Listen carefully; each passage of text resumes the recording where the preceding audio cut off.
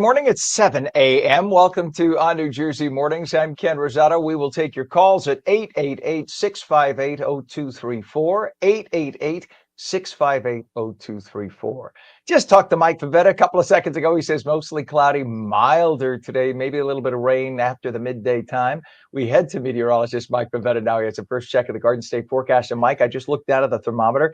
Am I reading right? It's 37 degrees in northern Jersey here? It's mild. It's very pleasant, and it's only going to get milder today. We could be up around 60 by the lunch hour. Not a Oh, whole lot of sun. Yeah, I know, but it's all of that southerly breeze pushing in a milder feel and clouds and a gray sky today, but still not freezing across the Garden State. Even the coldest spot up in Sussex County, starting up at 34 degrees, it's 43 currently in Newark, and the winds are light. So even though there's a little bit of a breeze, again, pushing in that southerly air, that will help us warm up today substantially, keeping the wind chill in check. All temperatures feeling like they're in the upper 30s and low 40s. This is anywhere from 4 to 16 degrees warmer than this time yesterday. So a big change at 7:01 this morning. But you see all those clouds around from last night? They're going to hang pretty low into the remainder of the day, especially thickening up as the day moves along. With that, some extra rain in the forecast that arrives as soon as the lunch hour. You'll see it here on the Futurecast.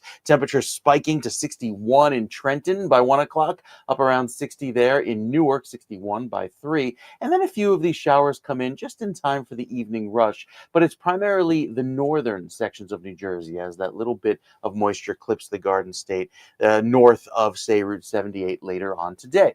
We keep it mild again for tomorrow with another round of 50s on tap. And then by Thursday, we start off a little wet. So we'll end the week with some wet weather that lasts throughout the middle of the day Thursday, finally clearing, keeping those 60s around, but it comes with some rain on Thursday. The next few days, bringing back the rain today, the sun tomorrow, another round of rain on Thursday, but again, well above average, running anywhere from 12 to 15 degrees above average through Thursday, and then cooling back down for Friday.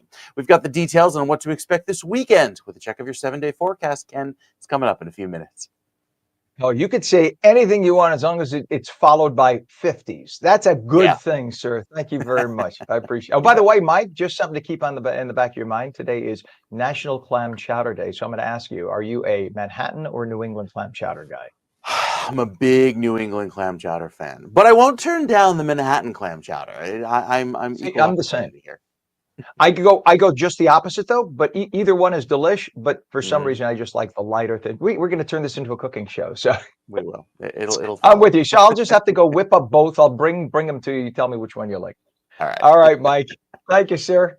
It is now a beautiful 38 degrees at 7:03. And checking traffic in the area, we have an emergency construction situation and water main break on Route 202 in both directions, south of Corey Avenue. That is in Morristown. All lanes closed and everyone's being detoured. Again, that's on Route 202, both directions through Morristown. We also still have that sinkhole on I-80, although things are changing. They're going to be doing some paint, what do you call it? Stripe. What do you call it there? Some striping of the road along Route 80. Pam, our director, sent me that information yesterday, so we'll get into some of the detail in a little bit later in the show.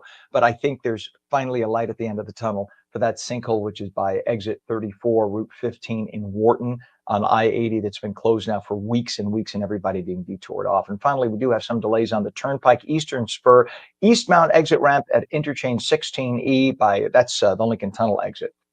Just about a 10 to 15 minute delay going into the city. Again, 7:04, and today at 3 p.m., Governor Phil Murphy will unveil the final budget of his two-term tenure. Remember, in the state of New Jersey, a governor cannot run 3 consecutive terms, but she or he may run 2 terms and be elected, then wait out 1 term, and they could run again. Just so you know, it hasn't happened yet, but it can happen. That's the way the law is written in New Jersey. Anyway, today, Governor Murphy will unveil the final budget of his 2-term tenure, a proposal that is raising eyebrows and sparking fierce debate across the Garden State with a staggering $3 billion deficit, soaring property taxes, and energy costs set to climb. Critics are calling this a fiscal disaster. Joining us now is Rosemary Becky, who is president and founder of Jersey First, to break down what his budget means for taxpayers and what's at stake as a new administration in D.C. pushes for fiscal responsibility. Apparently, the Dems in New Jersey haven't gotten the message. Rosemary, thank you for being with us this morning. Thank you for having me. Well, when you hear this, so let's start with the overall take. Governor Murphy's been in office now 8 years. He's had Democrats in both houses. So he's had anything he wanted. He could just literally write the rule and it'll get passed. So what grade would you give his fiscal policies?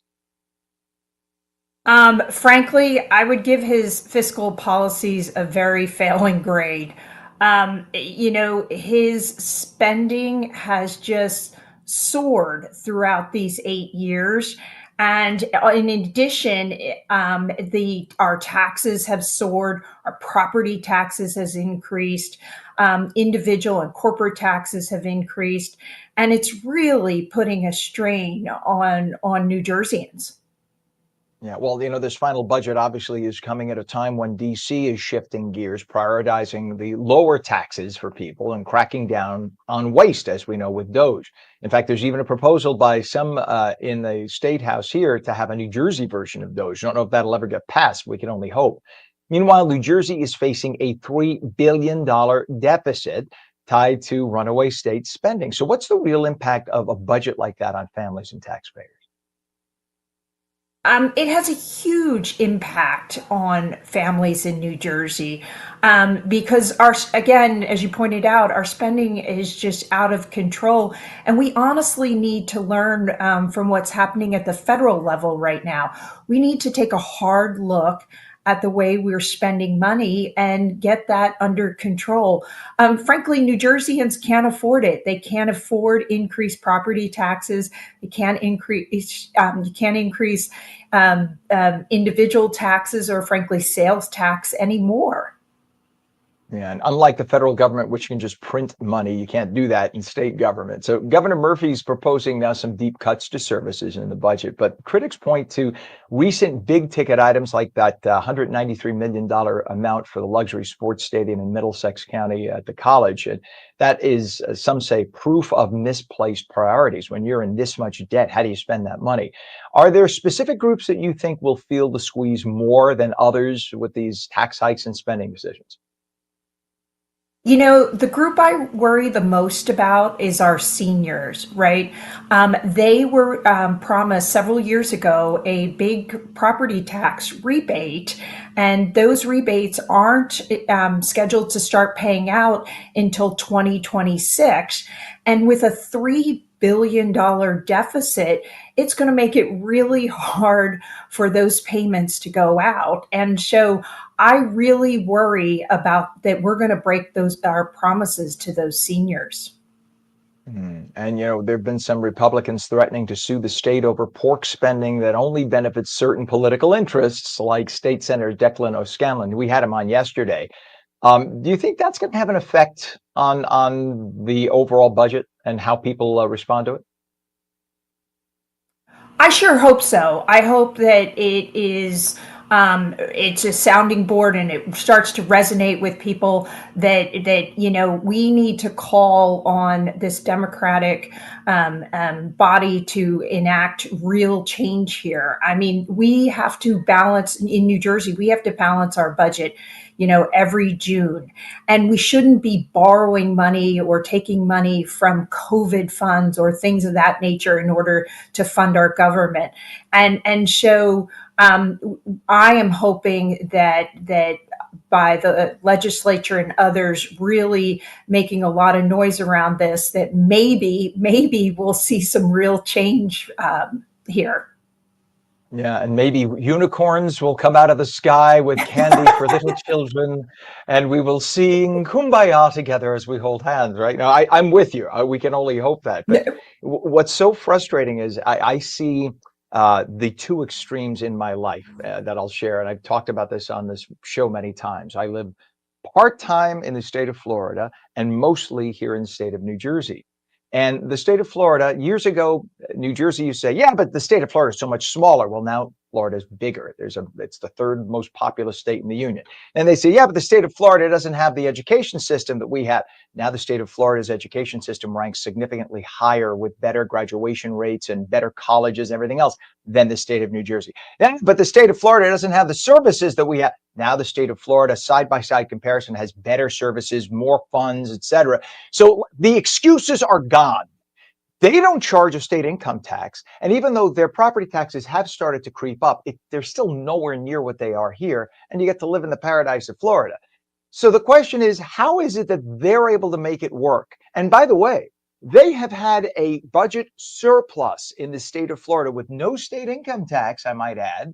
They've had a budget surplus for about 15 years. They haven't had a deficit in 15 years. Of course, they also had Republicans in charge. So how does the state even attempt to justify constantly being in a state of debt? You raise an outstanding point, because our services in New Jersey are going down, right? We are no longer have the best education system. We no longer have the best services. And it is absolutely clear that we are wasting money, and we have just got to get our fiscal house in order. And frankly, I think it's at all levels of government. I think it's not only at the state level, but also the local level. You know, we've been fighting down in Vineland, New Jersey, and pushing back on an idea where they're pushing for government-owned networks for cable and internet services. And to us, that's something that the private sector should be doing, and the private sector is doing in their area and stuff. And we shouldn't be wasting government-owned money, and we shouldn't be asking the feds, which the town is about to ask the federal government for more money in order to build those networks. So that's just one instance in this state where we are wasting resources. And again, as I said, I think at all levels of government, we need to really rein it in, because frankly, once we do that, then we can start to provide some relief like they are in Florida, right? Lower taxes, maybe no state income tax. Wouldn't that be amazing?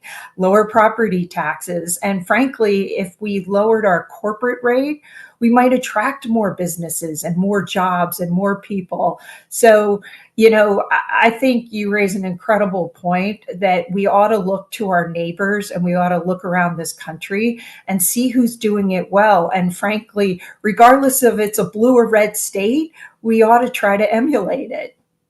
Right. And, you know, and to your point, just take a look at what happened to New Jersey, for instance, when we jacked up the gasoline prices.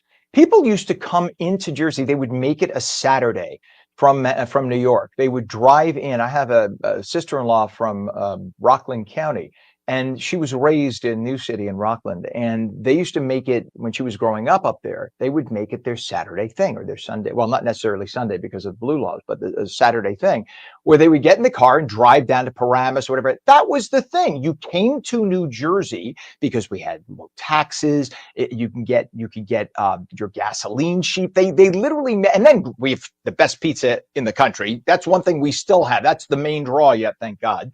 But you know, there was a reason to come. Now, taxes have gone up. Gasoline taxes are through the roof. If we did away with state income taxes, we would see an influx of population from New York, from Pennsylvania, from Connecticut come here. So we have beautiful homes. We have the beautiful shore. We have great food. We have a great infrastructure. Well, a good infrastructure, but maybe we'd get money to improve our infrastructure. So, but Democrats never saw a tax they didn't like. So the idea of telling a Democrat that we're going to get rid of this tax or that would be like telling a child there's no Santa Claus. It just, they can't get their minds around reducing a tax, because to them, they salivate at the idea of a tax because it means more spending for more special interests so that they get money in their coffers when they go to run for office again. It's just a vicious cycle that just keeps going with them. Right. And you raised a really good point about, we are potentially looking at tax increases. So, as I mentioned before, I worry about our seniors, and are we really going to give them the property tax rebates that we promised them? But they're also talking about taking away sales tax exemptions, looking at increasing sales tax. And again, you're just going to drive more people out of the state, and no one will come. And so that's a big problem. We have a lot to offer in the state, and we have a lot of resources to offer. And frankly, we should be attracting more employers, but we're not. And part of that is we have got to get our fiscal house in order. And Rosemary, you do know the big pink elephant in the room that the governor will not mention at all today, nor will the state Democrat lawmakers. This state, as we said, is about $3+ billion in debt. However, one thing they don't mention is we spend on average $3 to $4 billion a year on illegal migrants because we are a welcoming, loving sanctuary state. We have to provide special ed teachers who can speak multiple languages, not just Spanish, but all the migrants from all over the world. We have migrants who come here from China, from India, from a number of countries. And we have to, by law, provide education in all those languages. And we have to provide 3 squares a day at school. And we then hand them a voucher so that they have money for when they first get here. And then we give them a place to live. All right, because we're a compassionate people, don't get me wrong. But because we have opened the doors, it's actually opening the floodgates. If you just cut back on the spending for illegal migrants, we wouldn't be $3 to $4 billion in debt. But they refuse to talk about that. It's not even an issue. They just refuse to even bring that up, which drives me, as you can see, insane. One last question. We got about 30 seconds left because I keep ranting. What can the next governor do to help dig us out of this fiscal mess? And the way things are looking, the next governor could very well be a Republican, because the number of registered Republicans has come up by 140 some odd thousand in the state, and the number of registered Democrats has gone down by 17,000. So there is a good chance that because of the shift, we could see a Republican. That said, what do you think the next governor could do to help change all this? Absolutely. And frankly, whoever we elect as governor has got to focus on our budget and our deficit, as you just talked about. We cannot be spending an extra $3 billion every year. We cannot have soaring budgets. And so the most important thing to do is take a hard look at how we're spending money. You just pointed out that we're spending so much money on illegal immigrants, yet we can't even take care of our own people. What about our vets, the disabled community? Those are the people that we should be taking care of. Our seniors. And so and our seniors. And our next governor needs to figure that out and really needs to take a hard look, just like what's happening at the federal level. It's not easy, but at the federal level, we can't afford what's happening. In the last quarter, the federal government, we spent 15% more. Our spending went up 15% more. And that was just inflation. It wasn't anything else. And so, we across this country, particularly in New Jersey, we've really got to rein it in. Yeah, we are the only country on the planet that is trillions and trillions in debt. In fact, we're more in debt than every other country on the planet combined. We are trillions in debt, yet we borrow money to give it away to other people. It's insanity. It's unsustainable. Liberals love to use the word unsustainable. It's unsustainable, guys. And it's got to end. And hopefully it's ending right now. Rosemary Becky, president and founder of Jersey First. Please don't be a stranger. Come back again. Thank you so much for joining us this early morning. Thank you for having me. You bet. And a quick programming note, you can watch Governor Murphy's budget address live today, 3 p.m. right here on New Jersey and at ONNJ.com. We will also have the Republican response immediately following the governor's address. 37 degrees now at 7:19, mostly cloudy, milder today, maybe a little rain later. Meteorologist Mike Pavetta will be back in just a moment with the full Garden State forecast. And we're taking your calls. You like what I just said? You hate what I just said? You love Rosemary? Give us a call.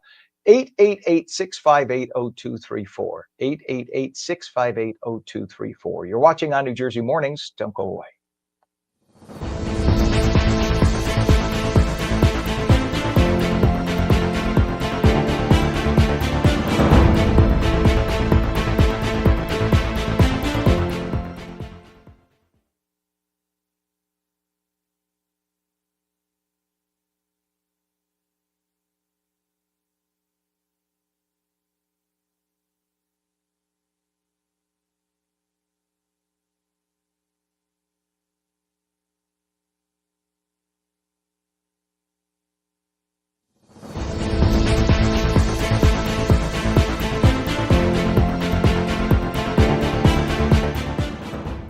Welcome back to On New Jersey Mornings. I'm Ken Rosato. At 7:20, it is a balmy 37 degrees. We're taking your calls at 888-658-0234, 888-658-0234.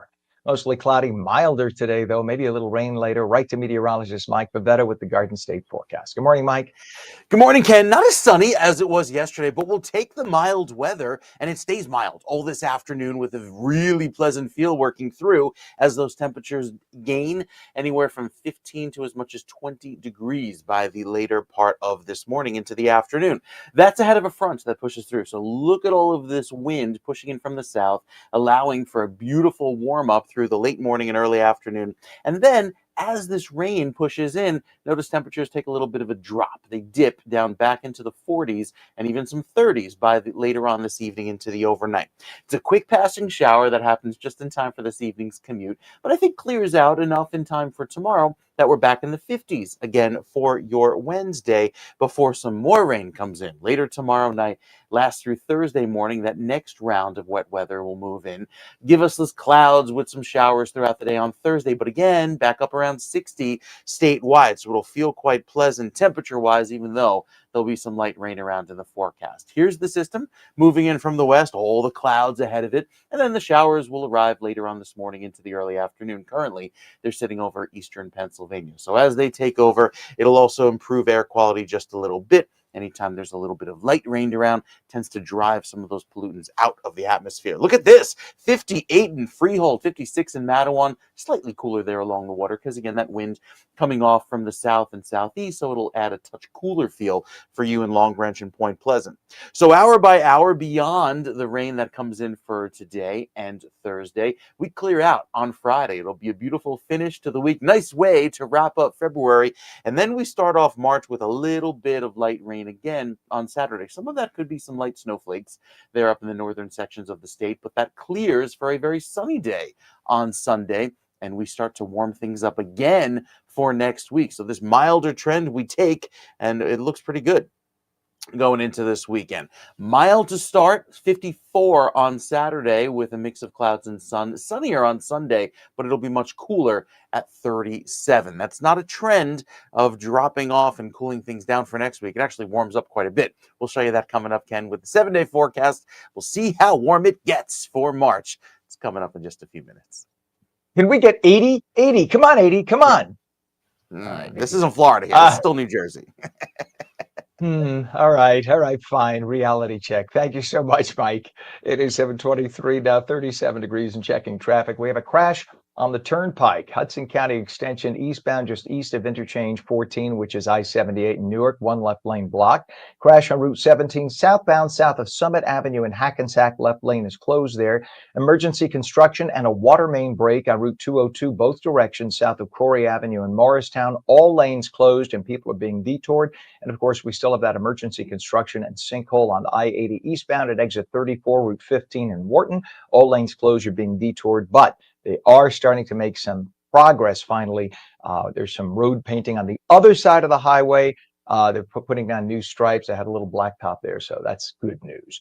7:24, authorities say a man stabbed a brewery customer over the weekend in Camden County. 27-year-old Taha El-Moghazi of Collinswood was arrested by U.S. Marshals yesterday afternoon. The feds say that he's charged with first-degree attempted murder, aggravated assault with a deadly weapon, and other weapons-related offenses.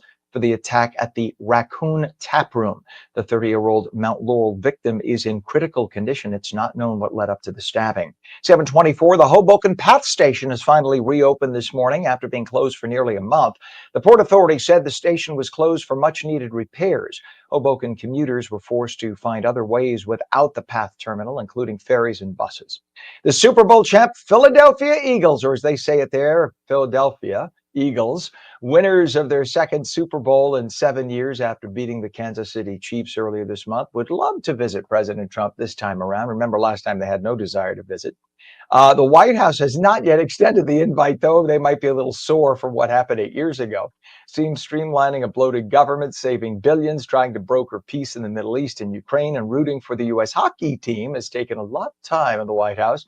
But the invite will likely come, and this time the Eagles will accept it. There were rumors that the Eagles had voted against making the trip, but it turns out that was all false.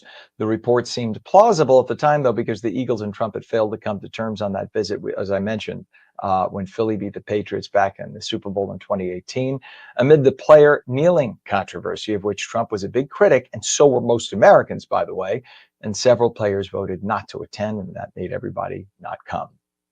725, a former college soccer star has been arrested for murdering his little brother at a Princeton apartment building. Police say 31-year-old Matthew Hurtgen was charged with first-degree murder and weapons offenses for killing his 26-year-old brother, Joseph. The Hurtgen brothers were raised in Toms River by their multimillionaire tech mogul father, David, and mother, Deborah. Princeton police say they responded to an apartment fire report on Saturday. That's where they discovered Joseph's dead body inside, along with a knife.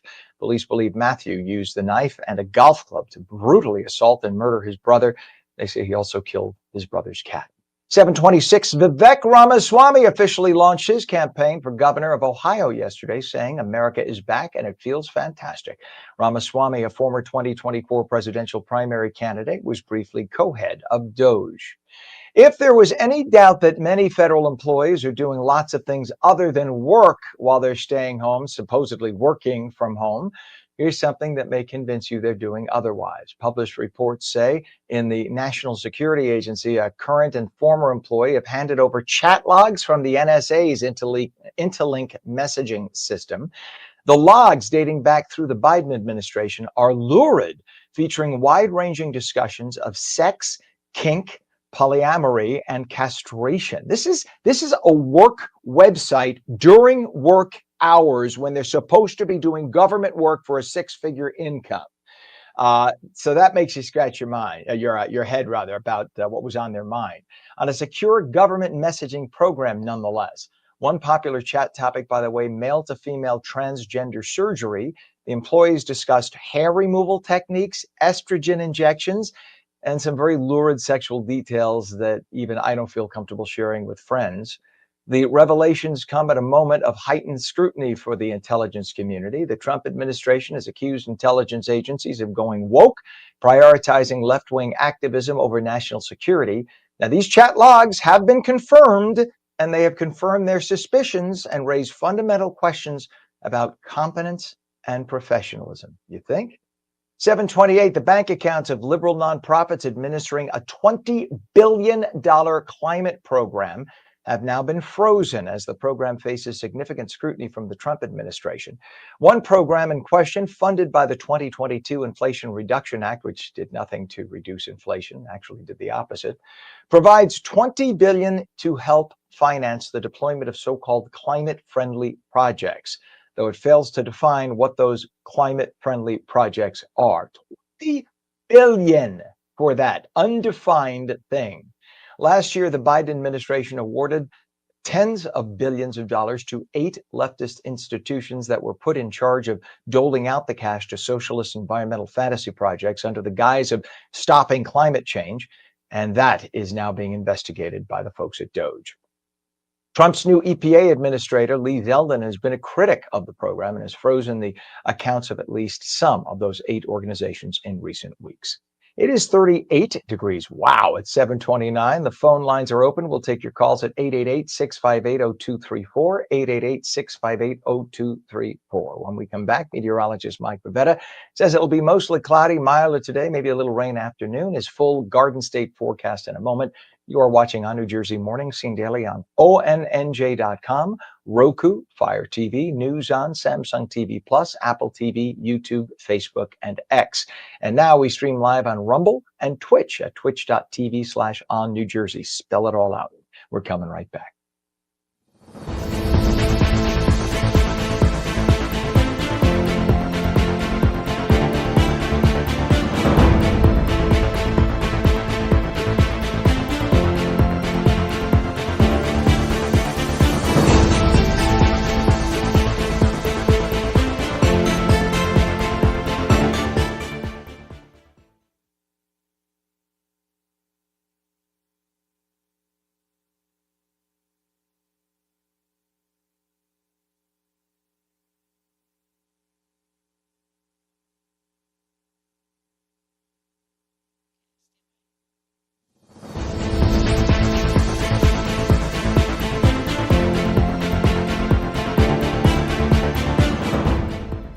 Good morning. It's 38 degrees at 7:30. I'm Ken Rosato. Welcome to On New Jersey Mornings. Mostly cloudy, milder today, maybe a little rain just after the midday. And meteorologist Mike Pavetta has the detailed Garden State forecast. I can only give the highlights. You paint the painting. You are the Picasso. Good morning to you, Mike. Well, I like to be a little bit of a Michelangelo on days like today because with all of that mild weather, I could be like Botticelli, Giotto, all of the famous ones will go on. See, we go from an art history class to a cooking class and then back and forth. So this is what you get with a little bit of meteorology mixed in. It's all together. We'll talk about Pythagorean's theorem and the 8 o'clock hour. Just kidding. Our forecast brings back a beautiful feel this afternoon. It'll be much milder than days past. However, I think we'll also have a little bit of rain that comes in by around noon, 1 p.m. today, and then it exits just in time for, say, 5 or 6 o'clock. So there will be some showers in the forecast, primarily northern New Jersey. Everybody gets to enjoy that really mild feel today with some sunshine returning tomorrow. Breaks of sun, that is, with another round of rain that comes in by Thursday. But the theme is that well above average trend. Look at these temperatures today in southern New Jersey, reaching 60 in Hamilton, 61 in Egg Harbor City.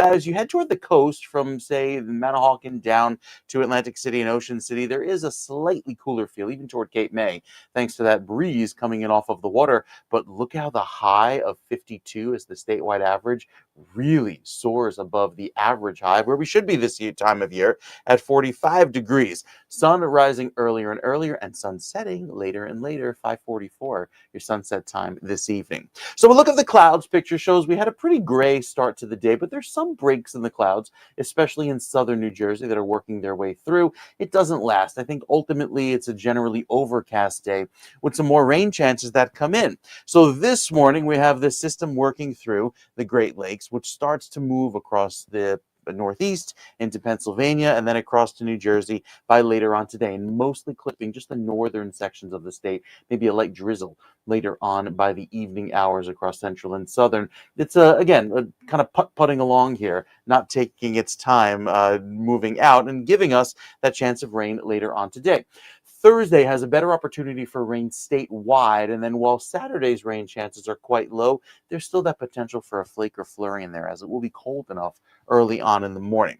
So rainfall totals overall not impressive. Again, just a light drizzle, enough to dirty the car tops, make the pollen kind of coagulate onto the windshield, and then you need to wipe it off. Beyond that, air quality back to the moderate level today. I think we'll see that improve by the end of the day as the current air quality will drop and hold, right around that 50 point mark, which is kind of not so great, but not perfect. Going into the afternoon. The futurecast here, the wider view showing that front swinging on by, allowing for another round of light rain to arrive later tomorrow night into Thursday, and that's the one that gives us most of our wet weather for New Jersey. Clearing out for a beautiful day on Friday, although it'll be a little bit cooler, and then another front slides through this weekend, which gives us that opportunity for a little bit of light rain and maybe a snowflake by Saturday. So there are our rain chances for later today as well as Thursday, but the highs, nothing to complain about there in the mid and upper 50s right through the middle of the week. A little bit of a cool down for Friday and then Saturday. Warm it up again, but chilly by Sunday into Monday. So starting off a little bit cooler as we dip down again by early next week. Better chances for rain for you in southern New Jersey on Thursday. Still, temperatures will feel very pleasant. Again, it'll be slightly cooler at the coast. So this is the shore forecast with that southerly breeze over the next few days, knocking off a few degrees each and every day and staying cool but dry into this weekend. We've got another check of your forecast. Ken, let you know how the next week looks into the first few days of March. It's coming up in a few minutes. Yes, sir. Thank you very much, Mike. 7:34 now. It is 37 degrees. In terms of traffic, we have a crash on Route 17 southbound south of Summit Avenue in Hackensack. A left lane is closed. We also have emergency construction and a water main break on Route 202, both directions south of Corey Avenue in Morristown. All lanes are closed and being detoured. And we have that emergency construction and sinkhole repair on I-80 eastbound at exit 34, Route 15 in Wharton. All lanes are closed. People are being detoured. 7:35, and I see we have a caller this morning. So let's go right to this caller, and she should be here right now. Good morning. Thanks for calling on New Jersey Mornings. This is Ken. Good Are you there, morning, caller? Ken. Hi, Yeah. this is Evie. How are you? Hi, Yes, I'm how are you here. doing? What would you like to talk Can you about hear me? today? Yeah, sure can. Hi, good morning. So you had Rosemary Becky on, and I wish I had an opportunity to ask her this question, or anyone who is actually running for the New Jersey governor. I know she's not running, but she was talking about them, is how would they address the Mount Laurel decision that's being passed on to our towns? And it's, it has to do with the low income housing. And many towns are now struggling to put a huge amount of housing into their communities, which causes a strain on the roads, strain on fire, EMS. Our schools are being overcrowded. There is no assistance or a good plan how to address all of it. So that would be my question, really, to think about, the decision has been done years ago. I forget when exactly. But now we're dealing with it, like for our town, the town of Wayne, we're in Right. process of building a lot of units, and the next round just came in and said 1,000 more units have to be put on, in our town. I have no idea where we're going to put it. So I would love for all the people who are running for governor, all the candidates, to address that question. What are you doing with this decision? Is there a plan to maybe reduce it? I don't know. Can they scratch it? Because it's really a strain on anything that I Yeah, mentioned in the schools, or I'm sorry, and in the town. this is a great call.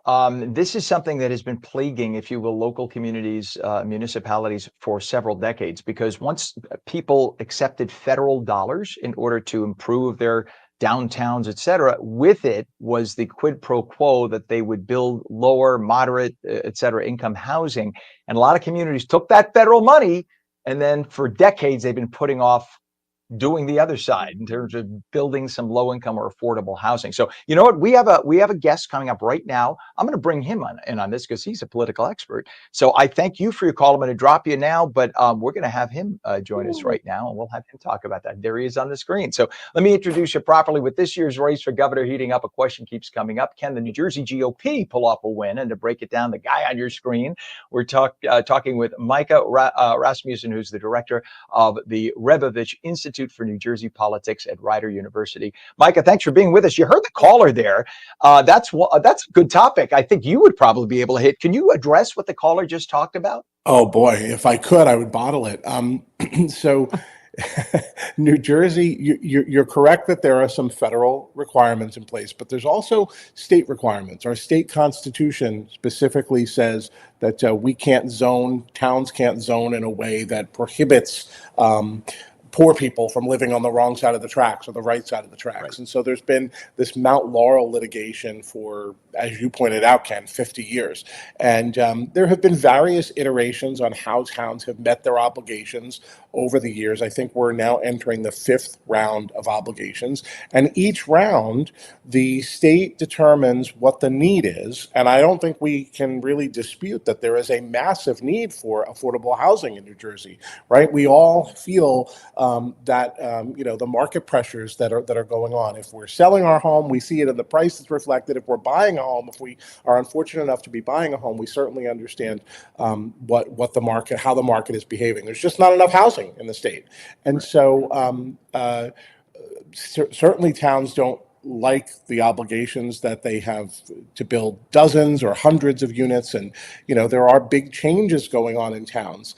But the question is, what do you do about it then, right? So this last round of affordable housing litigation did bring the first surge in units statewide that's been built. So we have between 5,000 and 7,000 additional units across the state, and those are places for people to live in the state. And unquestionably, towns are upset about that. That you're right, the caller's right that there's pressures on the schools specifically, and they are also right that that's not something that the state is really addressing.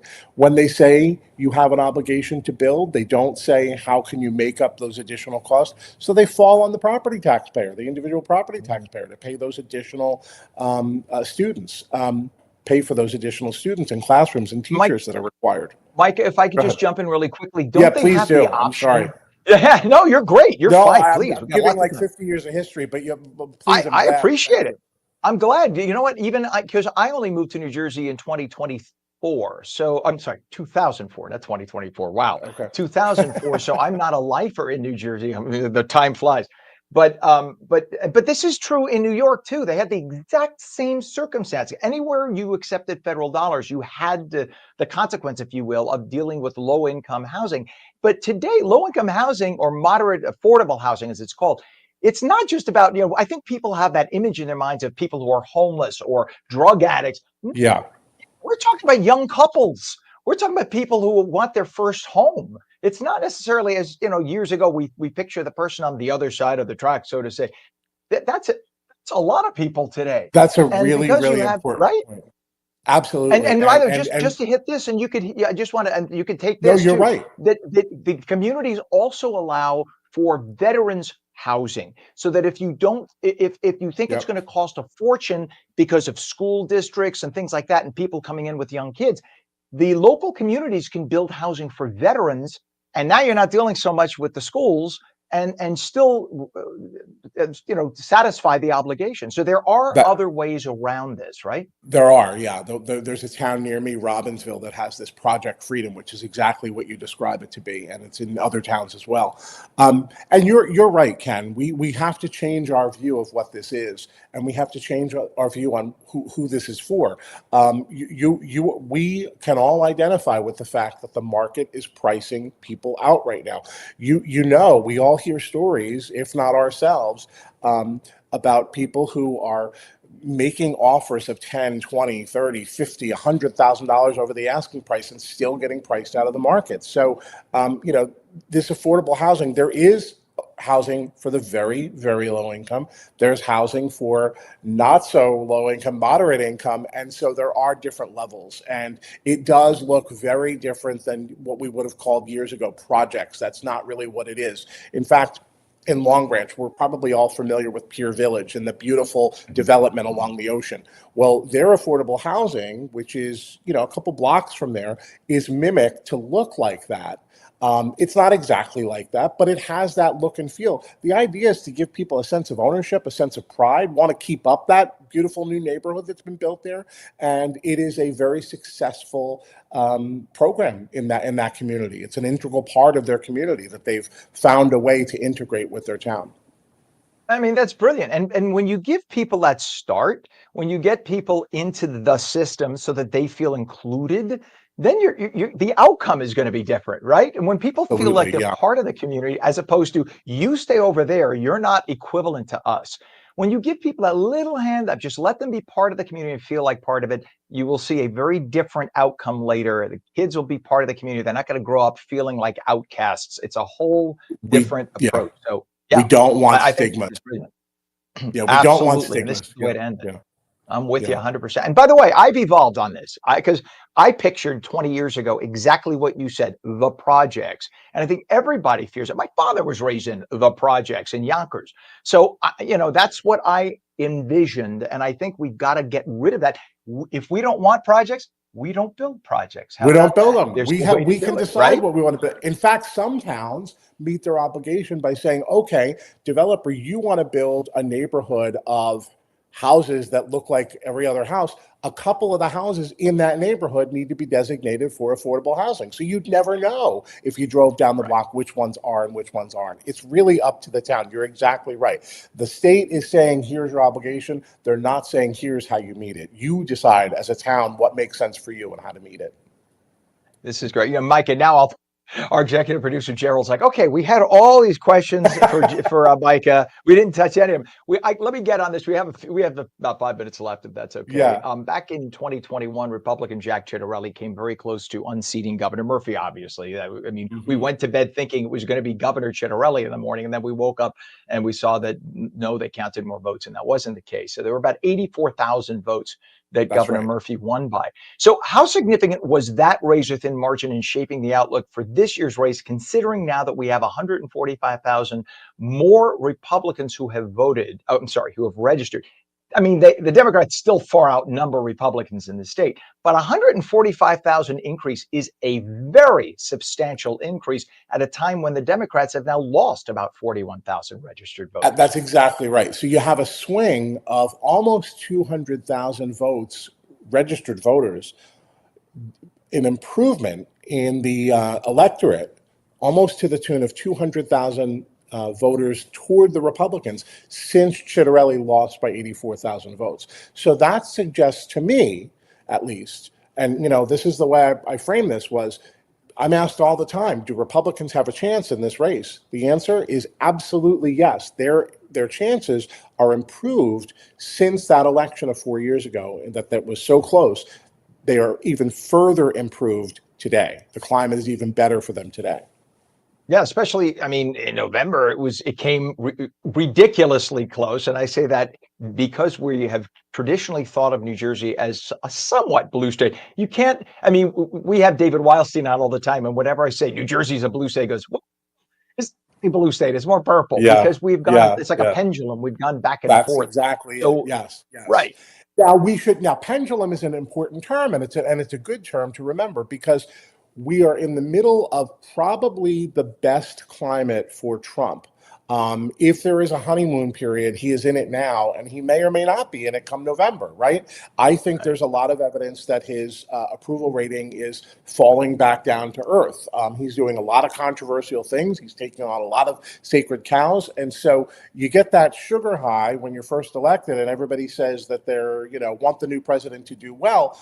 How he is doing in November will be a reflection on his party's chances in November. So New Jersey is always the state that has the first post presidential election midterm, if you will, even though it's only 1 year into the term. And so we're going to get a sense for his popularity here. One important difference between now and 2021, in 2021, Democrats were the ones who were defending the White House and the White House's policies. Now it's going to be Republicans that are doing that. Yeah. What would you say then for Republicans? What do you think would be what could help push them over? And what do you think they can do to screw it all up? They have to lean into these new voters. They have to do what they can to motivate as many Trump voters to come out again this year as they possibly can. I think that's the formula. So if those Trump voters, who, let's face it, a lot of them are presidential only voters. They're not voters who vote in off-year elections. That's why Republicans have done well when Trump is on the ballot, not so well when he's not on the ballot. So they've got to figure out how to motivate their voters to come out. They've got more of them to lean into, but they've got to figure out how to make the appeal to Trump voters to say, hey, come out and elect a Republican governor, and you'll see some of those changes that you like that are happening in Washington may be happening in New Jersey as well. If I had a dollar, Micah, for every time I heard people say, I only vote in presidential elections. Right. What? What are you doing? Exactly. This is why, I mean, in New York State, people complain that the people, and I talk about New York a lot because that's where I was born and raised. My family's mostly in New York. They complain about these 20-somethings who make up the state legislature. Like, I think 80% of the people in the House and the Assembly and the Senate in New York State are like between 20 and 30. They're kids. Right. They're far leftists. These are not, the governor tries to like wheel them in like they're children because they go socialist tangents, and she can't pull them back. These are the people who want to defund the police still in the state of New York. They still don't get it. It's like, all right, that was 5 years ago, guys. Cut it. So I'll But tell you something, Ken. that's because people don't show up and vote for them That's a because it's very off good point. election. The They only get electorate 7% of the voters.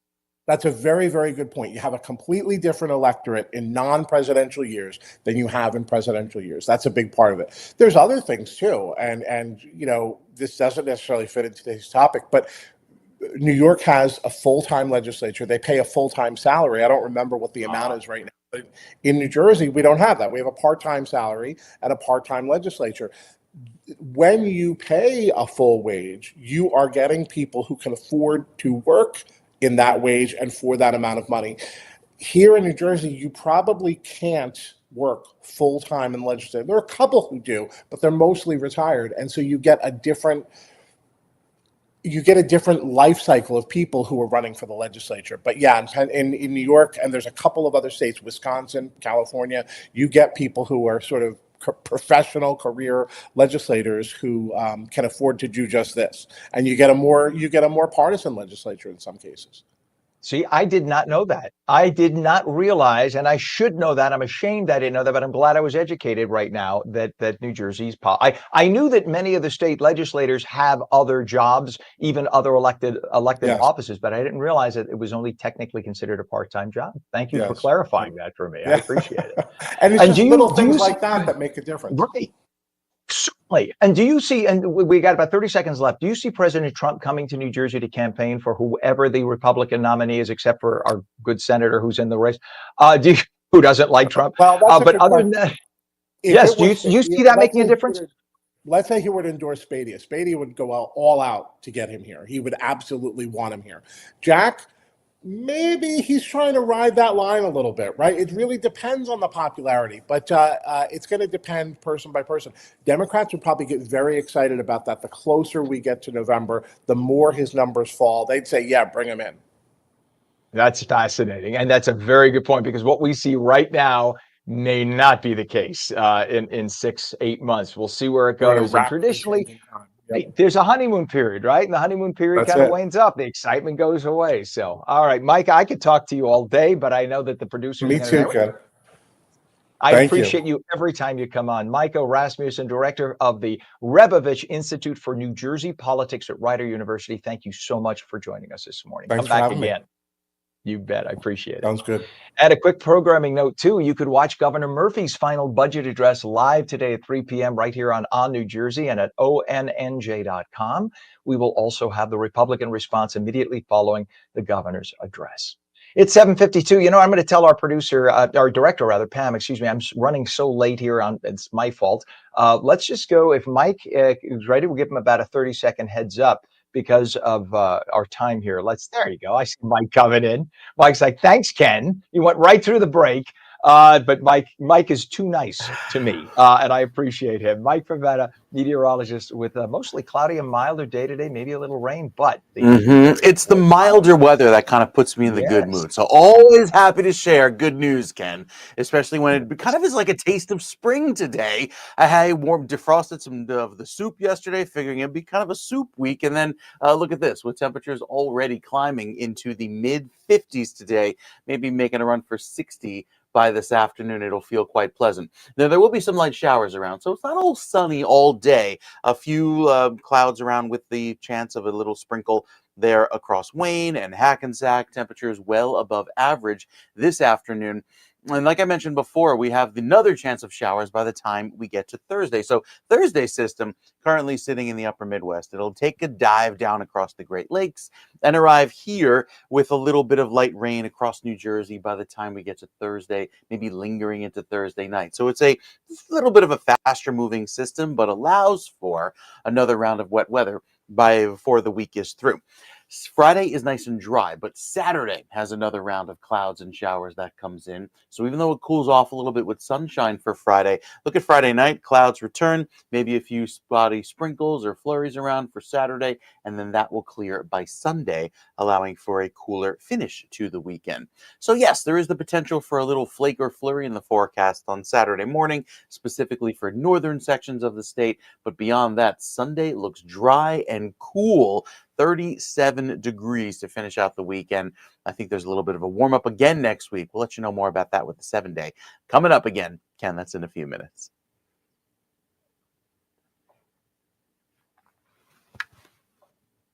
See, Pam.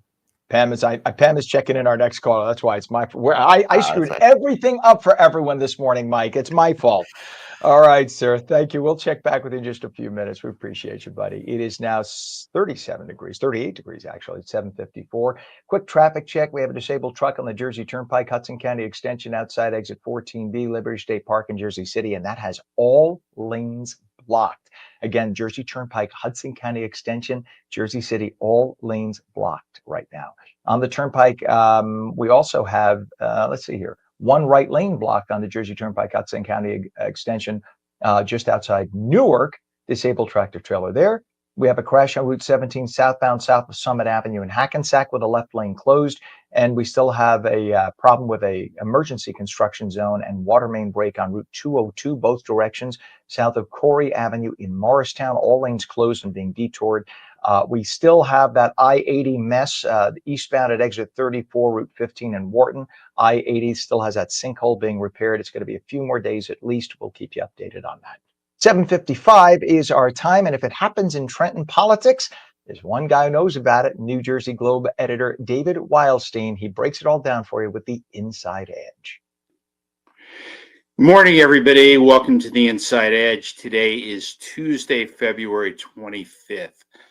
Ocean County is the crown jewel in a Republican statewide primary. There's nearly 200,000 registered Republicans there. Ocean makes up about 12% of the total Republican statewide electorate. To put it in some perspective, Ocean has 20% more Republicans than Monmouth and 40% more Republicans than Morris. And tonight is the Ocean County Republican Convention. And make no mistake, Bill Spadea is going to come out of that a winner, probably by a significant margin. And to his credit, he's worked Ocean grassroots pretty hard over the last couple of years, and he's got the support of George Gilmore, the county chairman, and his top political advisor. And that's why Spadea is competing tonight in Ocean when he's skipping Republican conventions in other counties. Jack Ciattarelli is not without significant support in Ocean. He's got endorsements from Republican clubs in Lakewood and Jackson. That's an indication that he is the candidate in the primary of the VOD, which has substantial influence over voters in the Orthodox communities in Ocean County, growing number of voters. Remember, there are no lines in this primary. And in 2017, Kim Guadagno had the line in Ocean County. She got 60% of the vote. And in 2021, Ciattarelli had the line. He got 48% of the vote. So June is going to be an incredible test for the Ocean County Republican organization, just like it will be for every Republican organization in both parties across the state. But Ocean is New Jersey's premier Republican political machine. And Spadea needs to come out of Ocean County with a gigantic win in order to win the nomination statewide. And this is a prime example of what organizations need to do in the post-line era.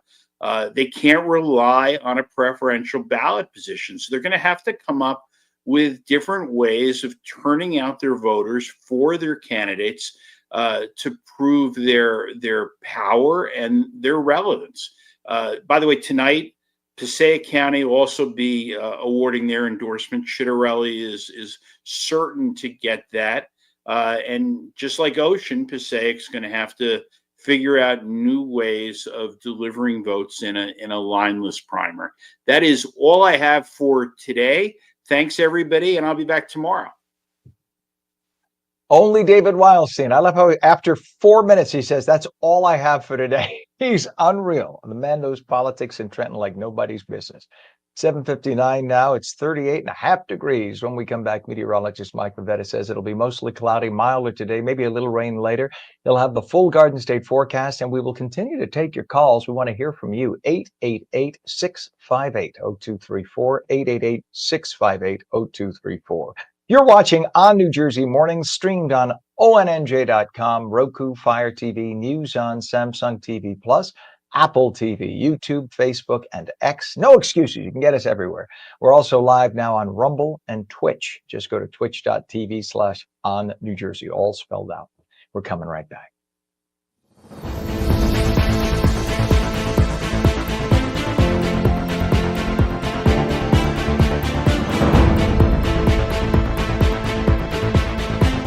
Yeah.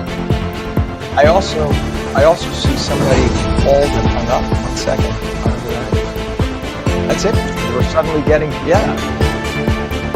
called. Take it.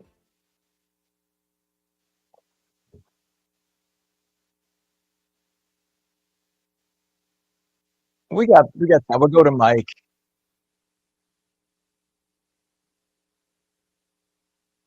Okay.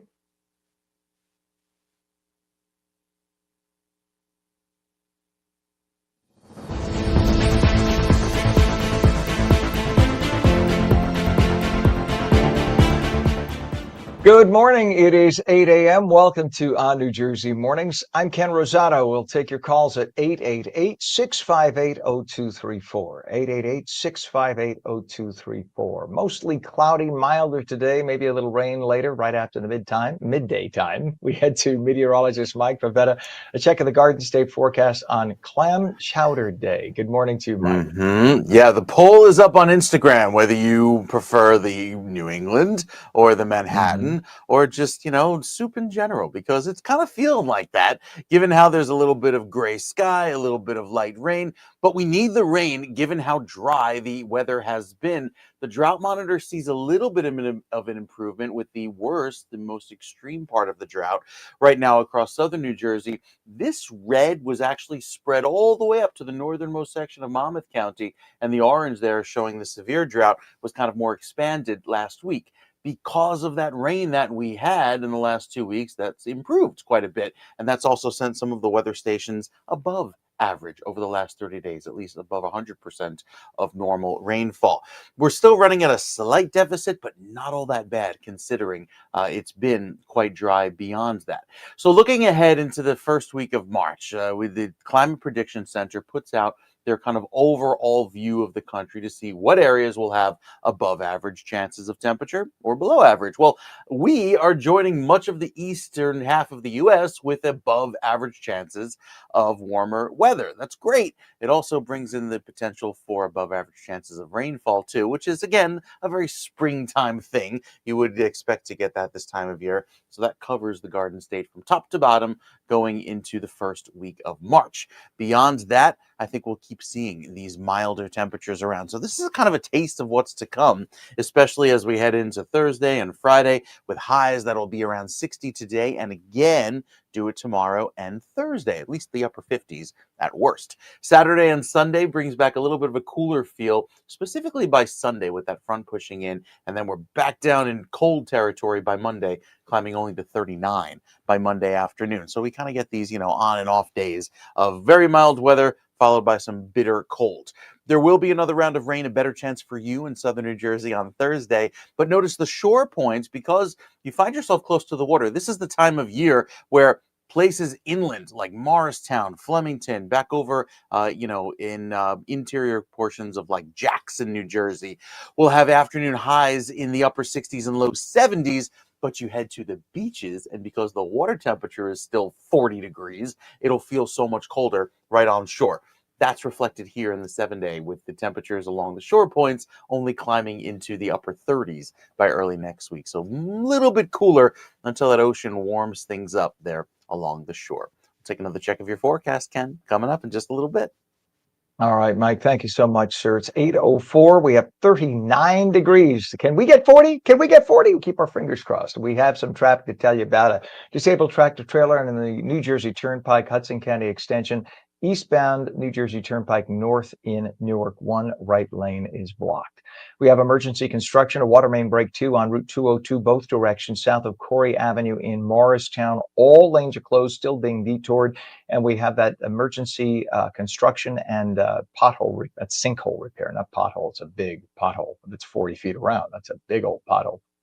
That's on Route 80, eastbound at exit 34 in Wharton. That's been weeks. People are being detoured. It's going to be probably another few days to a week before hopefully some progress is really made there.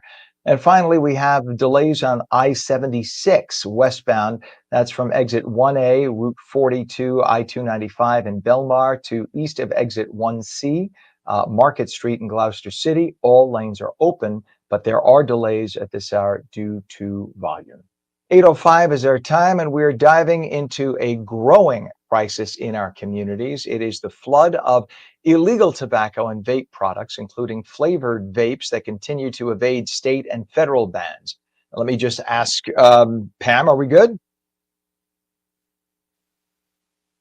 All right. So we'll come back to what I was just talking about in a minute, if you will. Pam, you let me know if and when, and we'll move forward when you tell me. In the meantime, all right. So in other New Jersey news, authorities say a man stabbed a brewery customer over the weekend. This happened in Camden County. 27-year-old Taha El Mogazi of Collingswood was arrested by U.S. Marshals. This happened yesterday afternoon. The feds say he is charged with first-degree attempted murder, aggravated assault with a deadly weapon, and other weapons-related offenses. The attack at the Raccoon Tap Room. The 30-year-old Mount Laurel victim is in critical condition, not known what led up to the stabbing. And now to get back to what we just talked about, we are diving into a growing crisis in our communities, the flood of illegal tobacco and vape products, including flavored vapes that continue to evade state and federal bans. Joining us now is Rich Marianos, a senior law enforcement consultant with over 27 years at the U.S. Bureau of Alcohol, Tobacco, Firearms, and Explosives, better known as the ATF. Now, I guess it's ATFE, where he tackled violent crime as a senior executive and special agent in charge. Thank you so much for joining us this morning, Rich. Ken, thank you so much for having me. It's a pleasure and it's an honor. You bet. My pleasure. And you are leading a new grassroots effort, the Tobacco Law Enforcement Network, and that's to crack down on illicit tobacco and keep dangerous products out of the hands of kids. Talk about that. Yeah, thank you for the opportunity. And what became apparent to myself and several people that are working in our network is the high value targets, or specifically the infiltration of Chinese intelligence that is behind tobacco trafficking right now that many people don't understand. These vapes, these criminal vapes that are on the shelves that are being manufactured in China, are all contraband, they're illegal, and they're being sold to our children to the tune of trillions and trillions of dollars. They're taking advantage of our youth. So when we began to do a deep dive into this, we found out that organized crime manufactured in China was behind an extensive criminal network that supplied these products all over the world. And it is, and it continues to be, a huge funding mechanism for high value targets that this administration has identified as our greatest threat to national security. You know, Rich, years ago, of course, smoking was a big thing. Smoking regular tobacco, cigarettes was a big thing. My dad used to smoke. I was just with him yesterday, 94, and he quit smoking about 35 years ago. cold turkey, amazingly. But he noticed something at 94. He said, "What is all this thing that people are putting up to their mouths, these guys?" And I said, "That's called vaping." He didn't get it. And I noticed as he brought it up, it is everywhere to see, and it seems to me a teen male and early 20 something male thing. I don't Yeah. see many young women, but young guys are all vaping. Is this an addictive thing? Because I've heard from somebody, no, it's just flavored, but yet so many guys, for so many people to be vaping constantly, that suggests to me there's something addictive in it. What is in it that's making them constantly vape? Well, devices that are manufactured or approved, excuse me, regulated by the FDA, there's a handful that the FDA has deemed tobacco harm reduction to get people away from those combustible cigarettes that your father smoked for years and years. Um, Contain nicotine, I want to say glycerin and water. With the product is a lower amount of nicotine designed to get people away from smoking. The problem we have with these Chinese products is some of them have 5,000 pulls or puffs on them.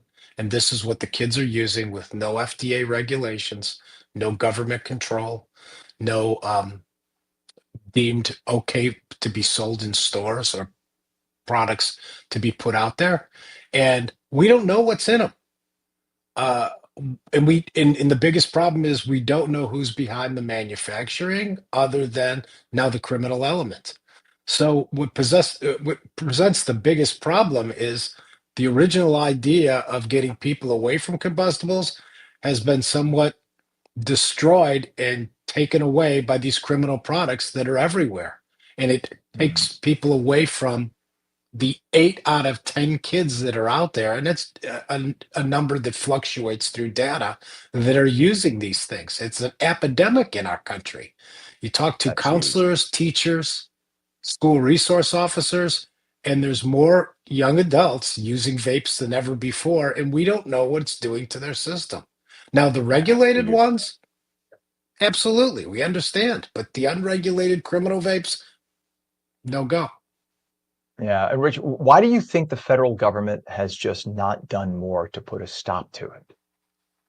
Well, the prior administration really didn't have an idea, and a lot of it had to do with um, people that were put in charge of the initiative, the FDA, who are not cops. In this strategy, it needs enforcement, and there was a lack of concern with the last administration to put kids first in this case. This administration, different story.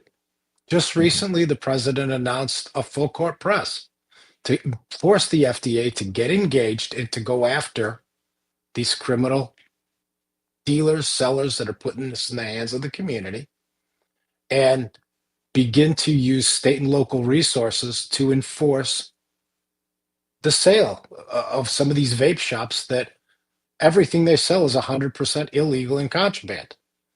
Um, and along with it is hopefully going to go with some funding and some monies for the communities to tackle this problem because our prior administration didn't look at it, didn't care about it, didn't have a strategy for it, and it kind of put our local communities in jeopardy because they're the ones that are getting taken advantage of. They're screaming for help, and there's no help being given by the 202 area code. Yeah, it's fascinating to talk about that because literally just yesterday we had Kash Patel, who's the head of the FBI, the director of the FBI, just sworn in as well to be the head of ATF, which is, I don't think that's ever been done in history. But clearly, President Trump wants him to come in and clean things up and get things moving and kind of shake the dust, get rid of the old folks there who just are not doing their gig. They're just coming in and, oh well, showing up at work for a 9 to 5 and going home. So it's good to see that maybe there'll be some action now. And you have a new initiative, the Tobacco Law Enforcement Network. It's pushing for stronger enforcement overall as you're talking about this. So what specific actions do you think federal and state governments need to take to step up and shut down all this illicit market for vaping once and for all? Well, in order for this to work, there has to be enforcement, there has to be deterrence. I don't care what anybody else, agrees with or not. I've been doing it long enough, and the people that work with our organization have that you have to go out there and we have to enforce these laws. We have to go out there and I'm having a unique situation That's all with my right. camera. That's okay. Well, this is live TV. It happens. You could hold it if you want. Hold it up to your face, man. Sorry, Rich. Go Okay, ahead. perfect. I think what's important is there has to be enforcement, whether it's local or well, excuse me. This camera has me messed up. What we need to do is get our local law enforcement involved in this to go out there and deter the sale of these products.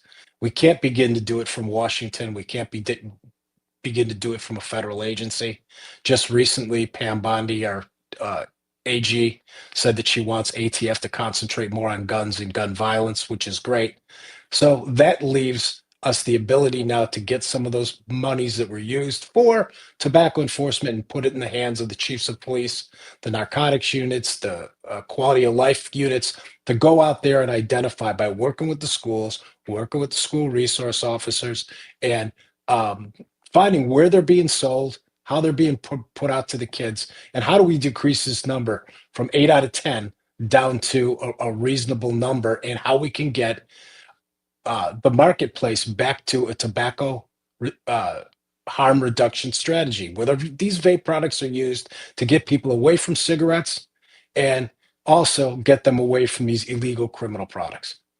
Yeah, and instead they're doing just the opposite. It's just really transferring one addiction to another. And that's not what the original intent was, right? It was supposed to be a means of weaning people off cigarettes. Instead, it's become you have kids who have never smoked cigarettes who are just taking up this whole new habit unto themselves. And because we have a situation with your camera, I'm going to let you go. But just to wrap it up really fast, Rich, we know that New York City is the biggest center for illegal tobacco and illegal vapes.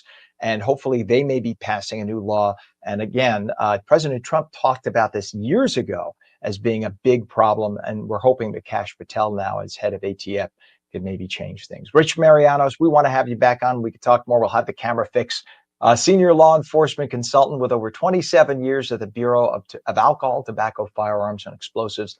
Thank you, in spite of the camera issues, for being with us this morning. We really appreciate you coming on. Thank you so much, Ken, and we'll get this figured out. I appreciate it. All good. It's all good. This is live TV. It's what happens. Thank you again. It is 8:16 now, and our temperature 39 degrees when On New Jersey Mornings continues. Meteorologist Mike Pavetta says mostly cloudy, milder today, maybe a little rain later. Highs in the low 50s. And we'll take your calls at 888-658-0234, 888-658-0234 when On New Jersey Mornings continues in just 2 minutes.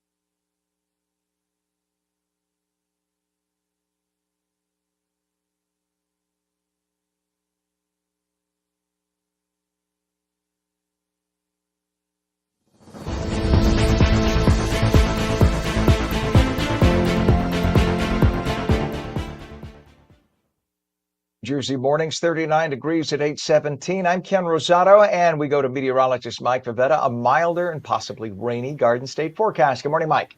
Good morning to you, Ken. Yeah, the sun right now won't last all day. A little bit of shower activity moving through by the lunchtime hour, but it's the sun currently that's warming us quickly through the 40s right now, 45 degrees. That's our average afternoon high this day and this time of year in Newark. So we'll take it, considering this is a nice springboard into milder weather. There's not even a whole lot of wind around this morning. Wind gusts anywhere from 4 to 14 miles per hour. So a light breeze pushing in that milder air from the south, not even aiding in a wind chill, keeping it mild throughout this afternoon. As currently at 8:18, it is 10 degrees warmer than this time yesterday, even 11 degrees warmer than this time yesterday in Millville. So a very pleasant feel as the clouds from last night kind of broke apart for a few hours this morning, allowing for that sun to do its job and warm us up. So there's that clearing that's occurring across central and southern New Jersey. Already a few sprinkles trying to make it through, but not reaching the ground just yet. And that's kind of a taste of what's to come, with more rain in the forecast later on this morning into the early afternoon. As early as 1 o'clock, you see that line of showers moving in from the west across the state. We'll hit the upper 50s and low 60s before then. And then with that wind that pushes in from the south and southwest, helping even Tom's River get to 60 degrees. That'll feel lovely later on this afternoon. Notice the temperatures dropping off as that front pushes through and the winds change direction, blowing in from the north and west. That'll cool us down into later on tonight and allow for a slightly cooler feel tomorrow, but at least we get to enjoy a lot of clearing through the afternoon. It's Thursday that starts off wet with some showers again in the forecast that'll linger on and off throughout the day. We could get a few breaks of sun by the afternoon, late Thursday, and that, of course, helping us to warm into the upper 50s, around 60. But this time of year, anytime there's a little break of sun on an unstable atmosphere, helps to fire off another quick shower. So that's still the possibility with the, again, scattered showers throughout the day on Thursday. So not a washout and certainly not heavy rain, but there'll be times of clouds and showers in between the breaks of sun on Thursday, and then cooling as we go from 57 as a statewide average on Thursday down to 46 by Friday. We'll tell you more about it with next week's weather and the 7-day forecast. Ken, it's coming up in just a few minutes. All right, Mike, thank you. 39 degrees now at 8:20. Quick check of traffic. We have an issue, a crash on Route 40 westbound, just west of Route 646, Delilah Road in Hamilton Township. 2 right lanes closed, so use caution through there. Disabled tractor trailer on the GWB upper level eastbound approaching the New Jersey side of the toll plaza in Fort Lee. A center lane is blocked. Disabled tractor trailer on the Turnpike Hudson County Extension eastbound by the Turnpike North in Newark. A right lane blocked there. We have a water main break and emergency construction on Route 202, both directions south of Corey Avenue in Morristown. All lanes are closed. That's been a mess all morning as people are being detoured off, and still emergency construction and that sinkhole repair on I-80 eastbound at exit 34 in Wharton. All lanes remain closed and everybody's still being detoured off. 8:20 now, and Governor Phil Murphy will deliver his last budget address today at 3 p.m., or at least last budget address for this double term that he served. With residents grappling with rising costs from eggs to energy to housing and a shifting political landscape in Washington under President Trump, the stakes could not be higher. Add to that a pivotal election year with the Assembly and the governor's seat up for grabs, and the stage is set for a contentious budget season. Joining us now is my fellow journalist, Alex Zidane, a former U.S. Senate candidate himself and longtime TV reporter who covered the Murphy administration for years. Alex, thanks for coming on this morning. We appreciate it. Ken, thank you for having me. The sweetest sound I've heard this morning is last budget address regarding Governor Murphy and what we're seeing today. Thank goodness it's the last one. Couldn't take much more. Yes, but he could come back in 4 years, though, right? New Jersey has that weird law that they take 4-year gap and then they can come back and run again. Let's just hope that don't give me nightmares, Ken. It's too early for that. Sorry, Ajita. So New Jerseyans are feeling squeezed. Of course, we've got tolls, transit fares, the gas taxes are up, energy costs are climbing, crime is through the roof, renters haven't seen relief to keep pace with inflation. And Murphy has touted tax cuts like the child tax credit and property tax relief. But do you think that those measures are cutting through the noise for residents, or are they just Band-Aids for a bigger problem? I mean, I'll preface this all by saying I'm no economist, but it seems to me that a lot of what Governor Murphy has done to claim that he's bringing down costs over the last 7 years is essentially put it on the credit card. The governor and the Democrats in the legislature passed the ONNJ property tax relief plan with no plan of how to pay for it. Now, look, property tax relief is a fantastic idea, and we should do a lot more of it. But when you pass a multi-billion-dollar problem without a multi-billion-dollar program without an idea of how to pay for it, you're being negligent at best and reckless at worst. And that's exactly what Governor Murphy, Speaker Coughlin, and Senate President Scutari have done here. How are we going to pay for this? In your long list, which all of those things that you said are correct, by the way, of the things that are falling apart in our state. One thing you didn't mention was NJ Transit, which used to be a gold standard across the nation that is now crumbling. The governor is hitting up corporations for a fee to try and fix NJ Transit. It hasn't got fixed yet, and we don't know where that sustainable revenue source for NJ Transit will be. This state is a mess, and Governor Murphy seems to only be capable of making things worse. And he does it so well, doesn't he? President Trump's policies, his tariffs, mass deportations, and potential federal cuts are looming large. So economists say this could hit New Jersey's revenue and force more state spending. From your perspective, and a good one it is, how much of a wild card do you think Washington is in our budget equation here in New Jersey? Well, Donald Trump is always a wild card in the best way. I've seen some studies that could suggest that the potential mass deportations will help the housing market. I don't know how big an impact that'll have because, as we've seen, the deportations have started, but we don't know what level they're going to get to. So set that aside. The thing that I'm really keeping an eye on is whether or not Trenton Democrats and the NJEA will put our children's future on the line in order to protect a handful of performative programs regarding DEI. The president put out in an executive order that federal funding could be stripped from schools and states that continue to persist in these outmoded, unworkable DEI programs that do nothing but make people angry. $1 billion in federal education funding is at stake. The deadline is coming up. The clock is ticking. And Trenton Democrats seem more interested in posturing and saying that they're standing up to the Trump administration, when in reality, they are running the risk of gravely harming the education of our children. That stunt is something that has to end. I have zero confidence that Governor Murphy is going to end it. Take a drink every time he criticizes President Trump in this budget address this afternoon. I'll pass out. Well, you could use Coca-Cola, Ken. I didn't say what you would drink. Okay, all right. I'll drink some water. You'll be well my hydrated so that you can yell at your TV. No, I'll have to run to the bathroom every 2 minutes. But no, I mean, look at what happened with Maine just now. President Trump is not a man who minces words. When he tells you that he's going to cut off funding, he's not going to just tap dance around. He's going to cut off your funding. And the governor of Maine is a moron. I'm sorry it was bad enough that she is not obeying the law, but then to challenge him publicly, and you do not embarrass Trump because he will slap you down, he'll squash you like a bug. And I think what he said is true. Her political career is done. And if you look at Mainers, as liberal as they are, they realize they're billions in debt. And now 45% of their budget comes from DC. They're going to get that cut off. So go ahead. If that's the hill you want to die on, the 0.4% of people who are trans in this country are going to take your whole state down because you want to allow men with private parts to go and urinate next to your little daughter in school just so that their feelings aren't hurt. If that's the hill you want to die on for real, then go for it, Maine. And I think that's the issue. And thank you for letting me rant here, Alex. Of course. The wild thing about Governor Murphy is that he thinks of himself as this Trump whisperer. The governor back in his younger days was with that Hasty Pudding Club at Harvard, at the elite institution he went to. I think he's a frustrated actor. He's certainly a frustrated game show host, if you remember those COVID briefings. And he thinks that he can act the part and charm Donald Trump into doing what he wants him to do. The problem is, Governor Murphy, Donald Trump has a TV, and he can see you when you go out and you criticize him and try and score cheap political points and then woo him behind the scenes. I don't think the governor's strategy is going to work in this second Trump term. I don't think so at all.